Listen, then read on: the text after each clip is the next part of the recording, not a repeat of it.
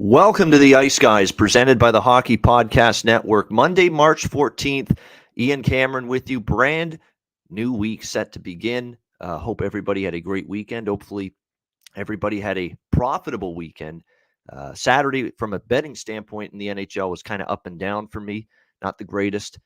Boy, did we rebound on Sunday. Sunday was phenomenal. A really strong day for me yesterday with NHL wagers across the board.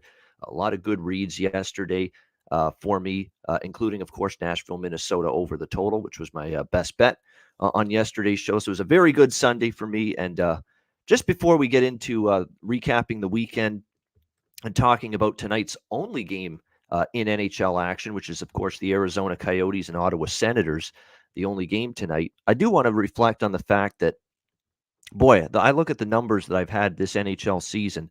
799, 720 is the record, 53%, plus 25.9 units of profit for me in the NHL this season. It's been a very good season overall, and it's been very good considering the fact that I didn't have a great start. And yet here we are still March 14th, up almost 26 units of profit for me on the NHL season. It's been good.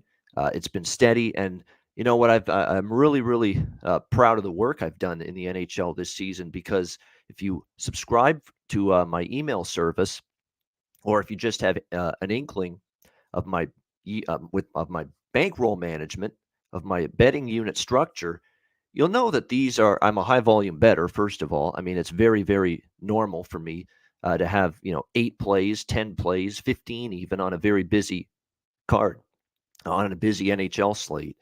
But what a lot of people may not know, a lot of you do, almost all of my bets, probably 95% of them, and only a very, very small percentage, inside of 5%. Only inside of 5% of my bets are 1 unit and 2 unit plays. 95% of my wagers in the NHL, and really every sport that I bet, they're they're quarter unit bets and half unit bets each. 0.25 units, 0.5 units each. So to be able to accumulate 26 units of profit this season so far in the NHL at this point, based on mostly quarter unit and half unit plays, very proud of that accomplishment. But I'm not patting myself on the back too much just yet. I'm happy. We've got a long season ahead of us. We're still got a month and a half left of regular season hockey. We have the Stanley Cup playoffs as well. So definitely we've got lots of hockey left, lots of time to give some back. So you've got to stay focused. You got to stay, just keep working as hard as you have been working, because things can change in a hurry, and you always have to keep that in mind for sure.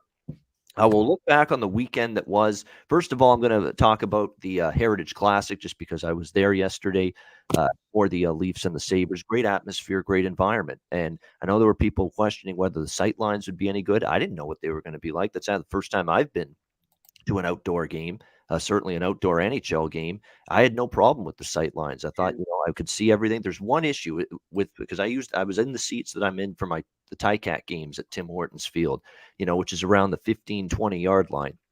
When you got to the opposite end of the ice, where down at the farther end of where I was sitting, sometimes in the corners you lost sight of where the puck was. That's about it. Once the puck was out from that area and it was in the other zone, or it was in the neutral zone, or certainly when it was in, the offensive zone closer to where I was sitting, closer to the scoreboard, the north end of the stadium, you could definitely see everything. And I had no issues with that. It was a nice winter atmosphere and backdrop, if you will. There was some snow falling, not a blizzard or anything, just some flurries throughout the game, although they tapered off. There was some concerns about wind, and early on it was windy. No question, but definitely it tapered off as the game went on. And it was just an enjoyable game. Everybody had their booze with them. Nobody I didn't see any fights in the crowd or anything like that. Maybe something happened, but I didn't see anything. Everybody got along pretty well. Reminded me of being there for the Grey Cup in December, for the big CFL game, where everybody, it was Bomber fans and Ticat fans, but at the end of the day, there weren't any major issues or fan fight. And to be honest with you, you get out of a game that you attend without a fan fight, That's a rarity these days. I mean, this has just been something I've been seeing too much on Twitter and social media lately, is fans just throwing haymakers at one another in the crowd. I mean, it seems like it's becoming more and more of an issue. Never mind the COVID pandemic now, the fan fight pandemic seems to be happening a lot at these sporting events, but I didn't see anything like that yesterday. So the atmosphere was good. Credit with the flyover that they did during the game. That was cool. The music was solid. Just overall a great event. It was well done, well put together. As for the game itself, pretty dull first period. Hopefully someone took a first period under in that Heritage Classic yesterday, because it did get off to a very slow start. And I kind of figured it might, because you've got obviously all the talk about the Leafs goaltending issues and how big a game that was for Peter Mrazek yesterday to try to bounce back. And he certainly got off to a great start in that game. And in fact, I thought the first two periods he played very well. Neither of the Buffalo goals in the first two goals, that they scored, were his fault. But unfortunately, third period rolled around, and Peter Mrazek just basically undid all the good he did in that game with that third goal that he allowed. It can't go in. It just cannot go in from that angle. It was a bad goal to give up. You got to be next to the post. You can't give up that kind of room. And sure enough, the Buffalo Sabres took the lead, a lead they would not relinquish from that point onward, and they end up getting the 5-2 win. There were elements of Toronto's game that were solid, but I thought they got outplayed in the first period. They certainly got outplayed by Buffalo. And at other times where, Buffalo was, you really couldn't tell for extended stretches in that game that the Leafs were where they are in the standings and the Sabres were where they are in the standings. You really couldn't tell that at times watching that game yesterday. So those struggles continue for the Leafs. It's another loss. And unfortunately for Mrazek, great first two periods, but that goal just cannot, at a time like that, you can't give up that kind of goal. So that's the issue we've got there with that 3-2 goal. And then, of course, we saw frustration and anger boil over for the Leafs, and certainly Austin Matthews in particular. He roughed it up with Rasmus Dahlin in the net, and really it was just back and forth, back and forth. I don't think anything Dahlin did was vicious. Pushed him into the net. He happened to bump his back against the post, Matthews, when Dahlin pushed him over. But obviously that, and the fact you're going to lose the game, and Austin Matthews just lost his mind for a minute. That's exactly what happened. Cross-checking him right in the side of the neck. Can't do that. It's just, he lost control, lost his temper there in that moment. And sure enough, the NHL just actually about 30 minutes or so before the show started, ruled that he will be suspended, Austin Matthews, for 2 games for that cross-check to the side of the head, to the neck area of Rasmus Dahlin. He's not that kind of player. It's just one of those situations where in that moment, he just lost it for a minute, and that's all it takes. And unfortunately, now he's going to be riding the pine for the next 2 games for the Toronto Maple Leafs. So disappointing to see that if you're a Leaf fan. Frustrating loss. But overall, great event, great day. And struggles continue for the Toronto Maple Leafs. And boy, the losses to some of the dregs of the league keep on racking up for the Leafs too. Buffalo, Arizona. They lost to Montreal recently as well. So problems continue for Toronto at the moment. We got Jimmy Murphy. No problems with him right now, joining us here on the Monday show. No problems, reception or any other thing otherwise. Jimmy, good to see you. How was your weekend and thoughts overall?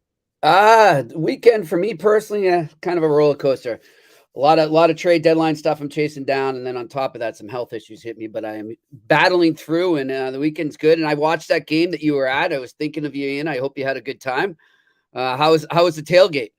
Oh, it was good. It was your typical, I've done so many of them now for hockey games and football games and baseball even, because I've gone to some Jays games the last few years as well. It's just another reason to drink, but I don't lose my shit. I don't go, overboard. I'm not, there, Right. No one's carrying me out of the stadium because I'm totally can't even stand up straight or anything like that. I never get to that point. Plus I'm at the point now in my life, Jimmy, I've been drinking for 20 plus years now. Yeah, I know the feeling. I can hold my beer. I can hold my alcohol. I can hold my liquor. I can throw a couple shots back. I can have 6, 7 beers, and no one's going to have to worry about, wow, Ian's going to have fallen asleep on us here. So that's the good news. I'm a veteran, experienced boozer at this point. I hear you. But how was the food? Food was well. We didn't eat at the stadium. We ended up Did you have going any food in the parking lot? Or? after the game ended. We Oh, went to okay. one of our favorite spots right downtown there. So the Nice. Hamburger, beautiful spot. You know what Great I thought was place. kind of cool is like you don't see it often, right? Around football stadiums was just I could see in the background when you could see outside of the stadium, and I'm seeing just houses, like people's houses that they live like. I'm like, wow, it's like it's kind of like smack dab in a residential It neighborhood. is. Eh? It is. Yeah, Tim Hortons Field is right in the middle of the residential that's so area, cool. Melrose and those areas. There's just houses all around the stadium, essentially. Yep.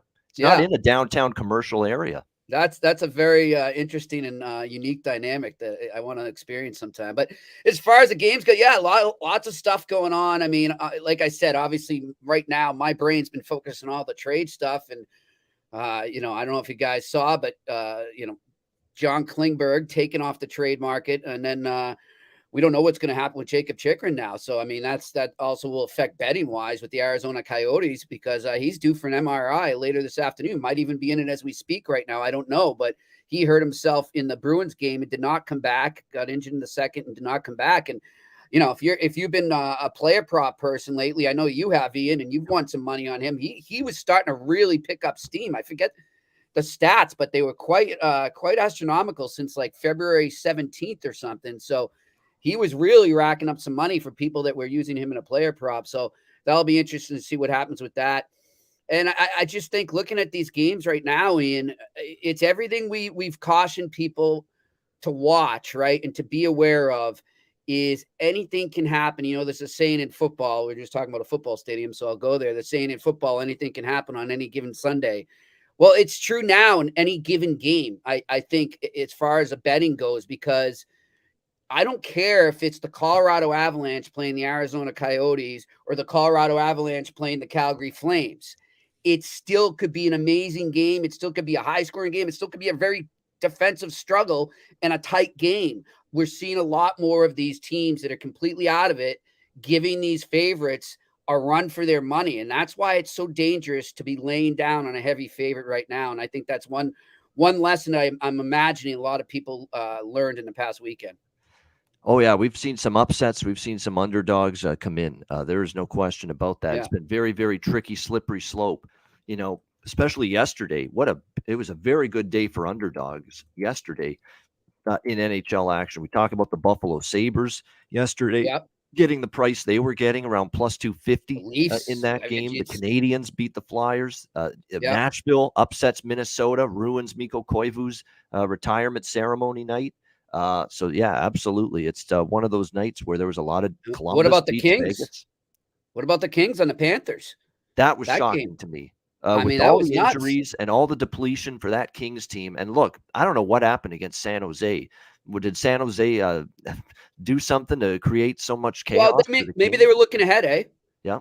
Maybe they, those are the type of games, especially a team like the Kings, who I think right now sense that they're starting to get to that next level, that next tier. They're in there now, and they're competing for a playoff spot. But they're still the type of team that maybe have that underdog mentality where they're circling those dates when they play a Florida Panthers or a Tampa Bay Lightning. And it's easy, I think, at that stage, they're not experienced enough. They're going to need their veterans to help them out with this, but maybe they're just looking ahead to those big games as opposed to a team like San Jose. Yeah, I agree with that. I think I think definitely. We just talked about the suspension, Cheshire Cat. But I want to give my take on that. Games. He hasn't really done it. He's not a repeat offender. He hasn't done too much of that stuff in the past. Yeah. It was just a bad moment for him. That's probably the right suspension. 2 games. I've got no issues with it. So there's not much more, at least for me to say. What do you think, Jimmy? I think 2 games is perfect for this right now. And he couldn't, I'm seeing people say, oh, he just deserved a fine, blah, blah, blah, and he wasn't aiming for the head or the neck. I'm sorry. I call bullshit. I mean, he was clearly aiming for the neck and the head. And you just can't do that. Like with everything the NHL is trying to do and all the trouble they've been in with concussions and not protecting the players' health and not protecting their heads, they have to send a message here. But I don't think they need to hammer him. He has, like you said, he's got no previous history. But they need to say, you're not above the law just because you're Austin Matthews. But my thing with that whole play there, Ian, and look, I'm getting hammered by Leafs fans and even by some fellow media in Canada, for saying that it wasn't that it was another example of him not being a leader. And what I meant by that wasn't that I'm not criticizing the physicality of what he did. I loved that Austin Matthews was playing a physical game. And up until that point, I loved his intensity.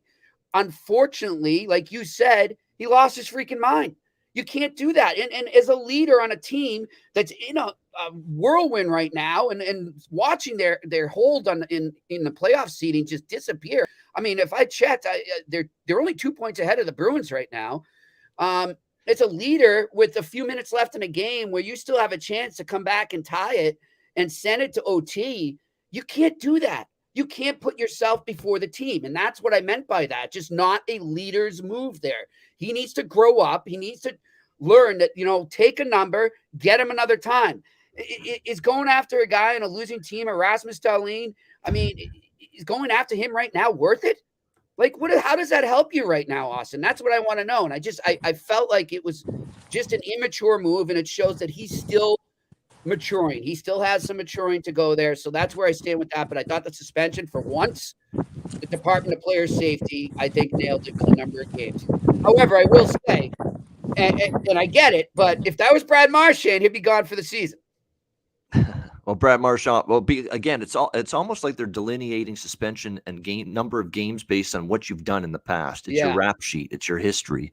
If you've been suspended 6 times or 8 times, like a Brad Marchand or a Tom Wilson or Matt Cook back in the day, someone like that, you'd be getting probably in a spot like that with what Austin did yesterday, right? Maybe 6 games or something. Yeah, and result too, Ian. Like, I mean, how many times do they always, and this is the thing that bugs me the most, is I don't think I know this sounds crazy. Like, okay, so if there's a guy, if Dahlin ends up on the ice in a puddle of blood bleeding from his head, we're not talking 2 games, are we? We're talking a lot more. But that, to me, that shouldn't matter. It should be the act that is punished, because then you don't end up with that disastrous result in the future. So if you continue to hammer the act as opposed to always focusing on the result, I think you'll never have that nightmare result, like you had with I think back, I just was watching a video the other day. It was Brooks Orpik and Sean Thornton, right? I mean, you need to really focus on the act. I thought with Austin Matthews, they did that right now. And we'll see where it goes from there. Yeah, look at the dedication of Andrew. I said there's only one game. He was talking to the hotel where he's about to go in Las Vegas, and there's Andrew still popping up, wanting to make an appearance. Andrew, what's up? I heard Jimmy was crapping on Austin Matthews, so I had to pop by for a second. But actually, real quick, that point Jimmy just made, that's like I've been saying that for years. Like, I think that's one of the stupidest rules in hockey, is that if a guy is bleeding, then it's an extra 2 minutes for a high stick. So if I can just like blatantly whack you in the head, but if your lip's not bleeding and you have if you're less likely to be a bleeder, right, then it's still 2 minutes. That always cracked me up the most. Like, because like some people just bleed more than others and get cut open easier. And like, I'd be golden, man. I've got that Irish blood, like we bleed all the time. But yeah, guys, just one game. It's kind of not really much of a barn burner tonight, but hey, we got one game. No, we do. We have one game. Absolutely, we do. Like I said, yesterday was a phenomenal hockey day for me, obviously, at the game, but betting-wise, it was terrific. I mean, it was a strong day overall. Vito did well again. Vito's just been great on the shows on the weekend. The results have been terrific for him. So props to Vito, who joins us on Saturdays and Sundays. All right, let's get into this one. Real quick, Ian, I just want to say my thoughts. Yeah, go ahead. Yeah. I just wanted to say about that in particular, about like that play with Matthews and stuff. It's kind of like one of those things where it's a lose-lose if you're a Leafs fan and a win-win if you're like someone like me, I'll just say, that likes to have fun at their expense, because everyone's been calling for him to stick up for himself, and everyone's been calling for him to see some type of rebuttal and something out of him. And then that's what happens, and then people go after him. So to me, you got to do it in a manly way, right? Like, whether it's like a shoving or like going in their face or actually taking your gloves off. But the second that you cross-check someone in the head, then it becomes not really manly anymore. You're not really like, I know I'm biased, but I'm sure you guys would agree with me. Whether or not he jumped him or not, what happened with 20 seconds to go or a minute to go in that game where McKinnon was out there? Somebody blatantly, like it almost looked like purposeful, high sticks McKinnon right in the head. What does he do? doesn't wait for someone to come out there and fight for him. He does it himself, right? And whether or not you're a believer of star players fighting or anything, that's how you make it known that you're going to stick up for yourself, you know? I remember Brandon Dubinsky for Columbus. That was Sidney Crosby's first NHL fight, and he had enough. And so Matthews finally had enough, but it results in a 2-game suspension. So it kind of sucks because if you're a Leafs guy, a Leafs fan, you're pumped he stuck up for himself. But the way he did it was just like really not well planned. You know what I mean? Like if he drops the gloves or he like pushes Darlene around, we're all having a different cross-check him in the knee or something is even better. Yeah, we're having a way different conversation if that's the case. But he couldn't have handled it any worse. Realistically, like it's just you guys know I'm biased, but like I remember like on the TNT panel, they were going after McInnis, saying he jumped whoever that was, but at least it was him that did it and didn't wait for somebody else to do it for him. You know?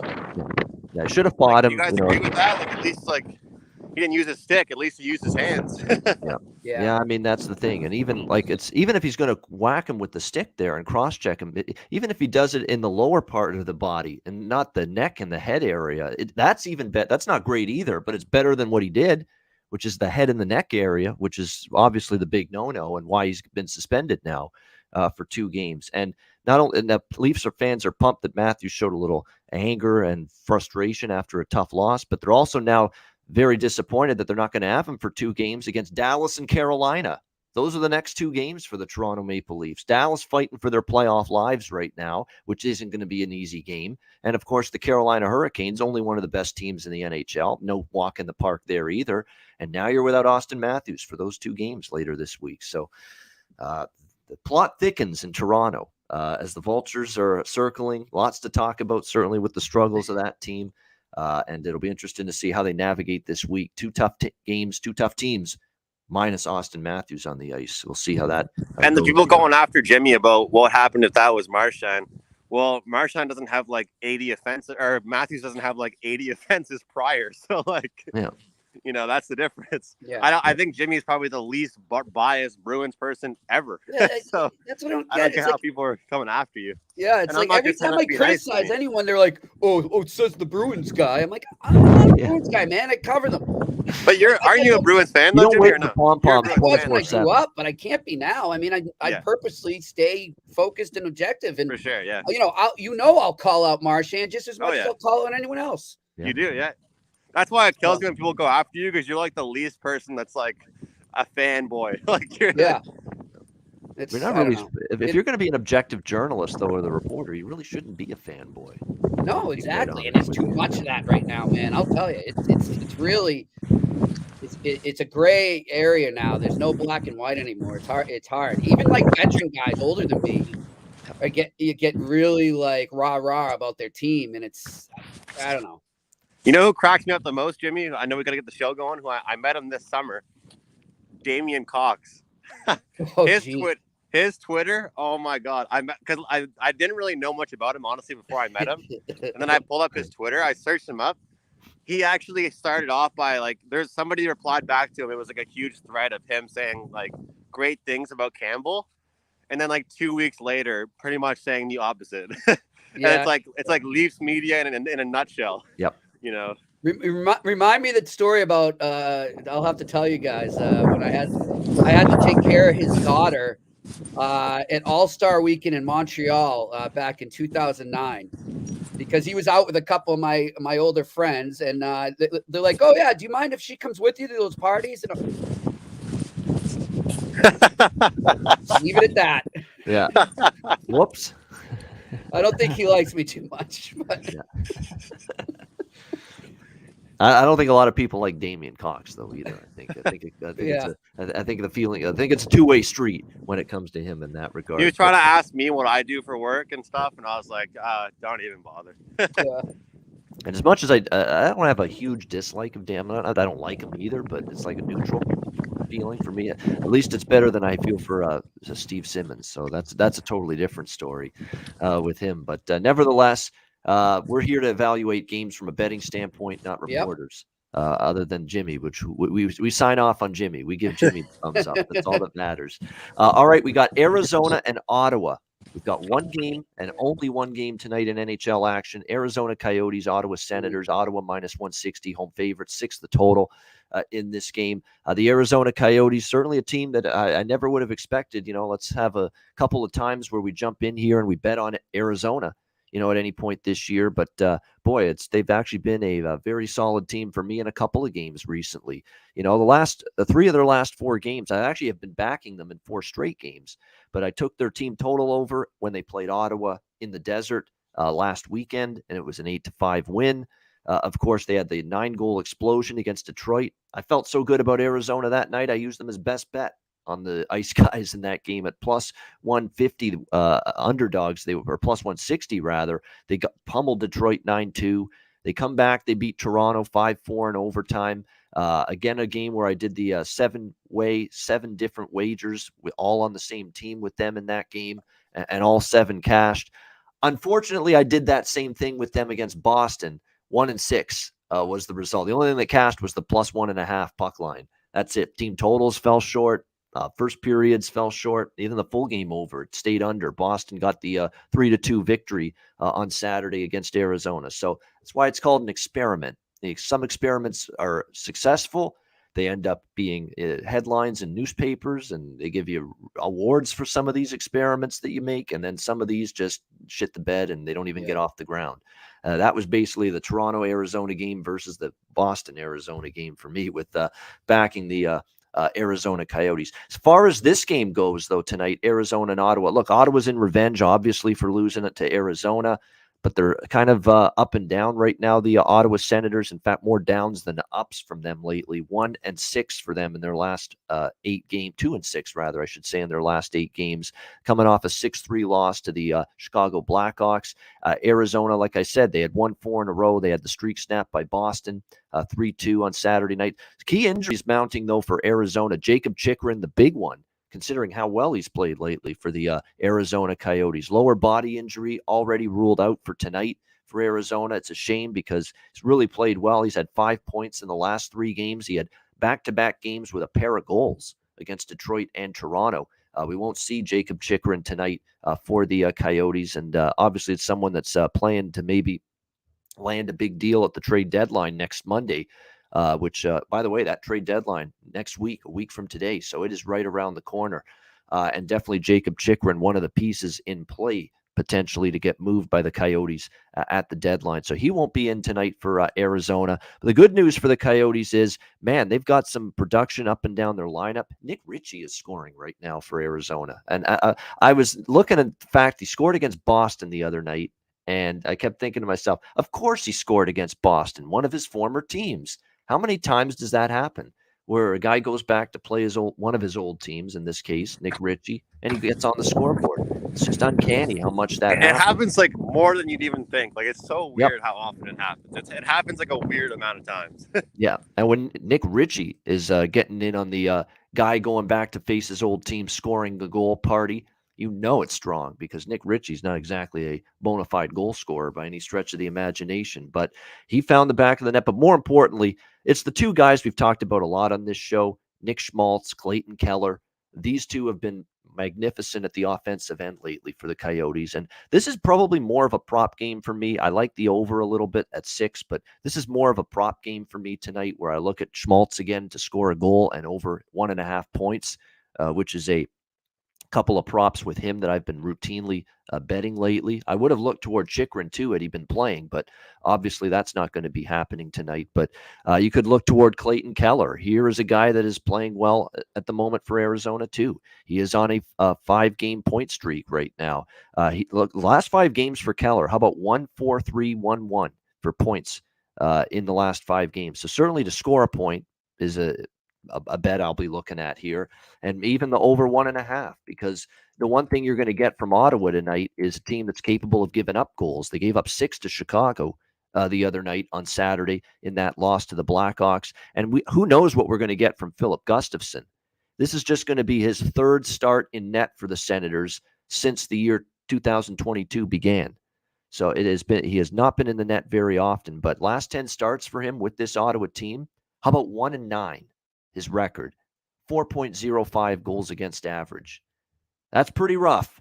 for Philip Gustafson. Those numbers, 1-9, 4.05 goals against average for him. And that's the guy in the net tonight for the Ottawa Senators. So for me, I'll probably sprinkle on Arizona as well.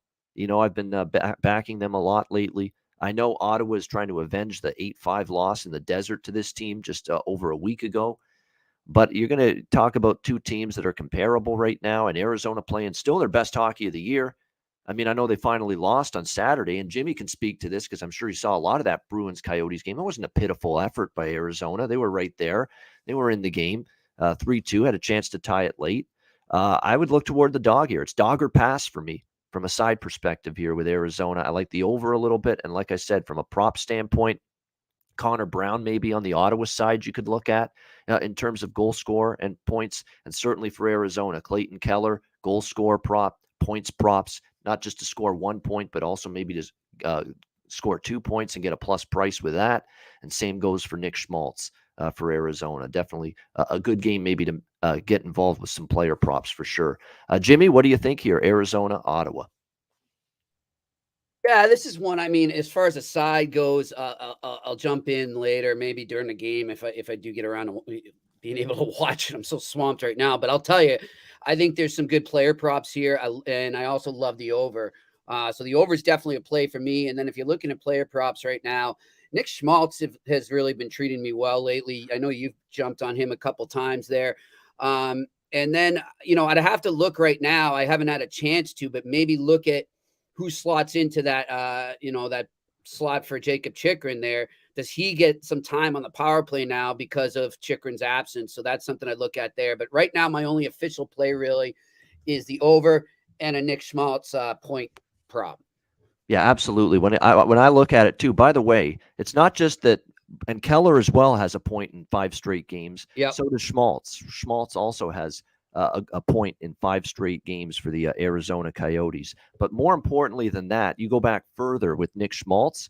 In his last 12 games, 11 goals, 23 points. Yeah. In the last 12 games. 23 points in the last 12 games. That's insane production. That's obviously going to be some regression at some point. He's not going to keep this up the rest of the season, but you ride it out, I think, at this point until you see him cool down. And we're obviously not in that phase yet because like we said, he's put up at least a point in 5 straight games, and that 23 points in 12 games is really, really incredible. And look, you know what his price is to get a point tonight? They finally raised the price to get a point, -160. It's about time. It was down around -120, -130 most of this run. Now they're finally adjusting. But even to get 2 points for Keller +220, for Schmaltz +250. I mean, those are worth dabbling in my mind. Yeah. And you look too, guys, I mean, I would lean I was thinking about it with the Coyotes. They have been playing great lately, but so is Ottawa. Ottawa's playing some good hockey too. So if I was looking at the actual game, I think a draw could be an interesting play as well. I'm not going to do it, but I'm just throwing it out there. You could see these two teams take it to extra time because, look, they're both proven that they can play against much better clubs, and now they go against each other. It could be a back and forth type game. Yeah, there's no question. It's a great point. Pull Buddy's nerfed. Yeah, Chychrun's a big loss on the blue line, of course. Definitely one of their best blue liners, maybe their best. 22 minutes of ice time, 23 minutes is what he usually wonder averages. why they're going to trade him. Yeah, I mean, it is what it is, but they know they can fetch something pretty solid in return, especially the way. And you know what was great for Arizona about trading him now is his value's gone up with this great stretch he's had prior to this injury. So that's probably what they're thinking as well. Andrew, what are you thinking here, Arizona, Ottawa? I was going to ask you what you guys think if I host my own Heritage here. I think it'd be a good spot for me to host. There you go. Outdoor game, the sequel. Yeah, we got a little spot. McInnis Classic right there. You know what, Ian? Some people are gonna say to me that I'm doing this because it's only one game tonight. It just so happened that I'm actually heavily involved here. At least I never like to play sides and totals, or multiple totals in one game. But I've gone back to it. First period over, full game over, shots on goal for Schmaltz, shots on goal for Norris. Wow. And I'm thinking about taking the Senators, but I'm going to wait to see if they fall down 1-0. Just like Jimmy was saying, for some in-game action.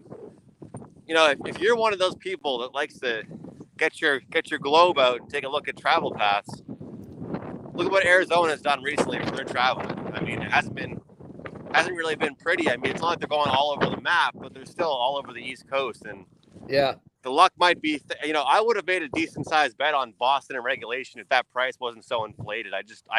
Obviously it was a winner, but it was just too expensive for me. But we'll see what happens when these two teams collide. I just expect sloppiness and hopefully goals. So doubling up, first period over, full game over. Well, you know what? If you look at a couple of these games that I bet overs with on the weekend, which were two teams, playing for exercise out of the playoffs, Chicago versus Ottawa. That game was just, total sloppiness, 6-3.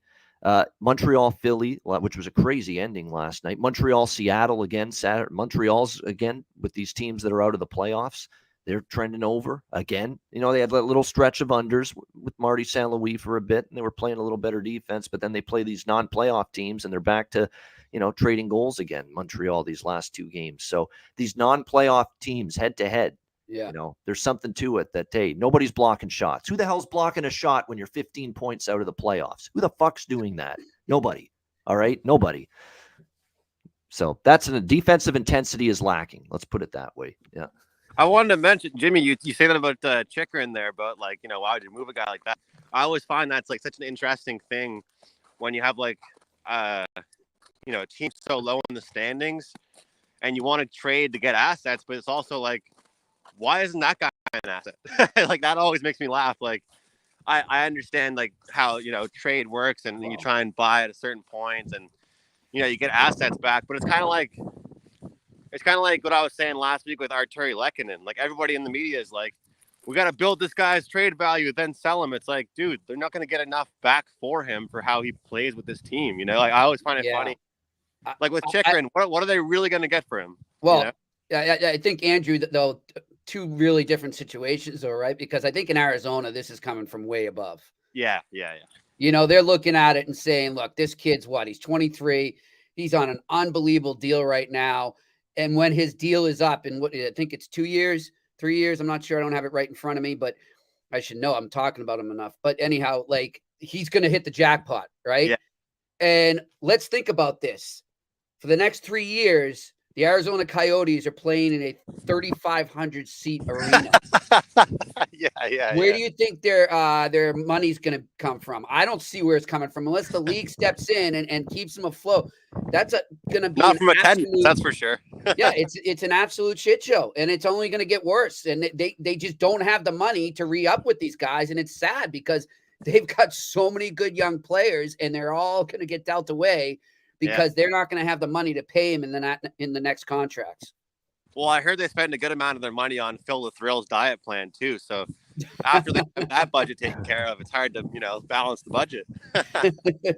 That guy is going to go through the rest of his life wishing that there was no such thing as the food known as a hot dog. Seriously. I mean, how many times has he been ripped over the hot dog thing? I mean, it's just, yeah. Hey, he's taking it in stride. Good on him. You know what? I saw the interview that they did with him. Actually, I think it was during the Toronto game, first intermission. They did an and he had just become a dad, of course. Yeah, that's right. In his life. And I think he's really mellowed, and not that he was immature before, but I think he's a lot more comfortable in his own skin now. He's a lot more level-headed. And just his response was, there's nothing better than being a dad. And it's the greatest joy in my life. And it's wow. And it makes me think Phil's getting old. You guys remember when Pierre McGuire said to him, "How's your breath?" And he said, "It's pretty bad, isn't it?" Do you guys remember that? Yeah. Yeah. And then he's like, no, I mean your conditioning. Yeah.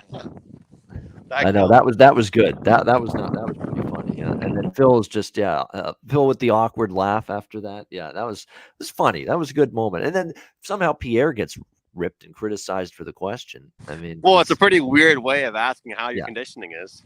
Yeah, how's your breath? Yeah, that's. I guess when you say how's your breath, they automatically assume, I guess I need a Tic Tac up pretty bad. Yeah. Or Rolaids or something. Yeah. Yeah, I remember that. That was long.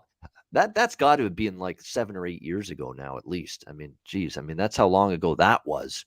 So it tells you how quickly time flies by. Speaking of time flying by, time's flying by here. 40 minutes already, and we just had one game and a weekend recap. So shows you how much we love hockey. We can talk about hockey for hours.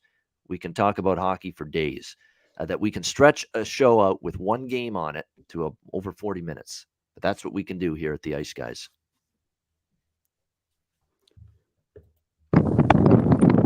Yeah, we're having fun as always, guys. Yep, exactly.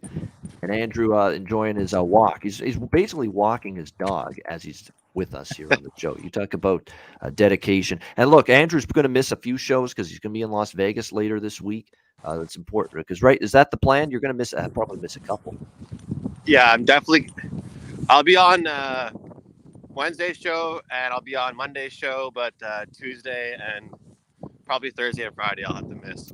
Maybe I'll try and pop in on Thursday, but definitely I can't Friday. But boys, I'll be at the Golden Knights and Panthers game Thursday night. So there you go. Awesome, I'm man. pumped. Enjoy it. A great game too. Two great teams. Well, Vegas is struggling right now. How can you not bet the over? How can you not bet the over?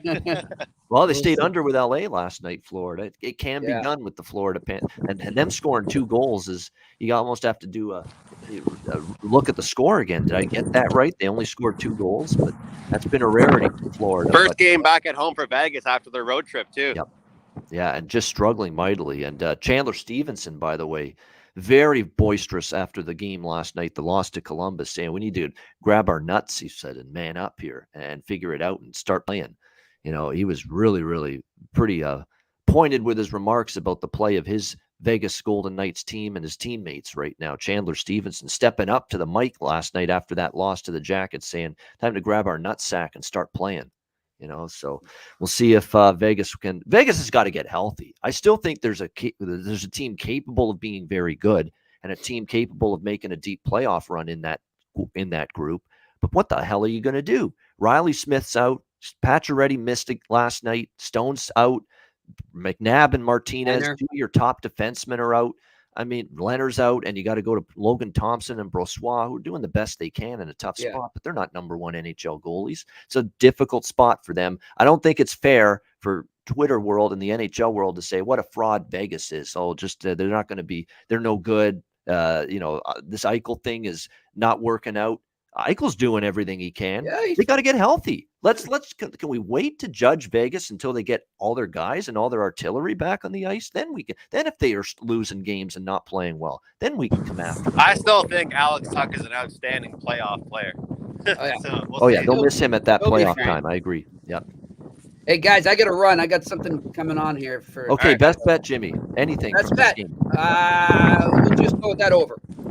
All right, over 6. All right, Jimmy. I'll go great first stuff. period, Ian. All right.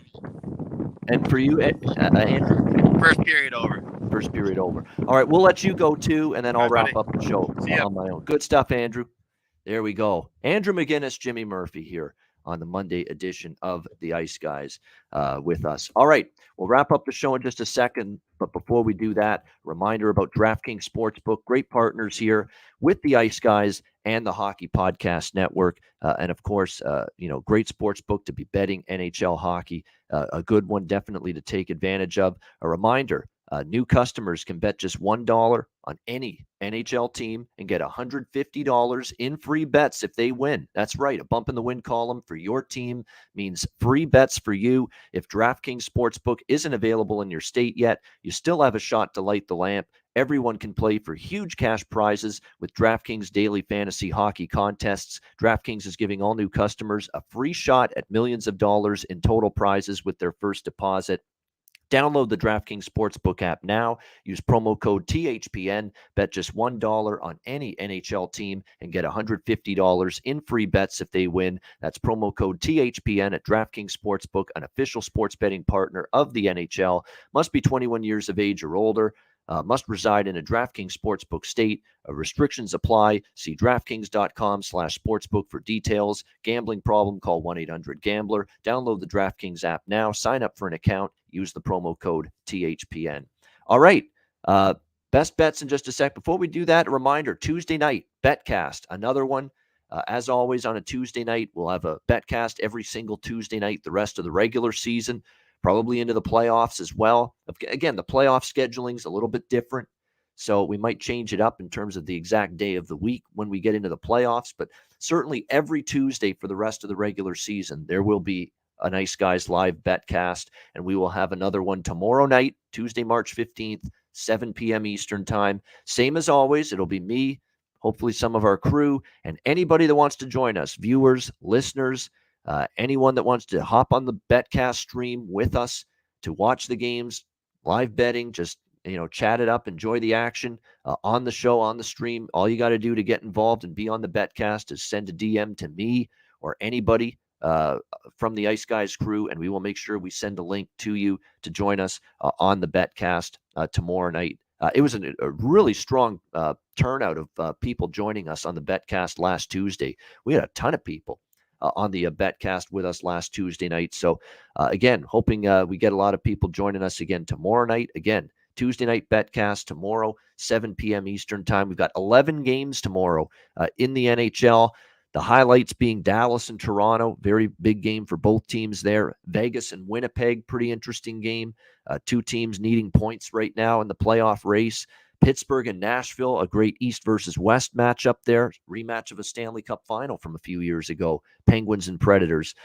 We've got in the late night hours, Colorado-LA is a pretty intriguing game, although LA is still very much depleted at the moment. So a lot of interesting matchups tomorrow night. 11 games. Join us for the Ice Guys live Betcast tomorrow night, 7 p.m. Eastern time. We're looking forward to that. And later this week, actually, he was supposed to be on the show today. We had to change it, though. I mean, with just one game on the card, we're going to have Brett McLean, former NHL player, joining us now Thursday this week, 2 p.m. Eastern.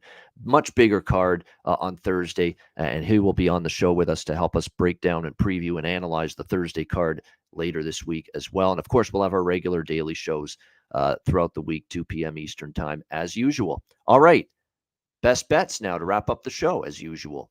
My best bet, we got it done yesterday with Nashville and Minnesota over the total. And we just have one game tonight, and it's going to be another over for me. Arizona, Ottawa, over 6, minus 110.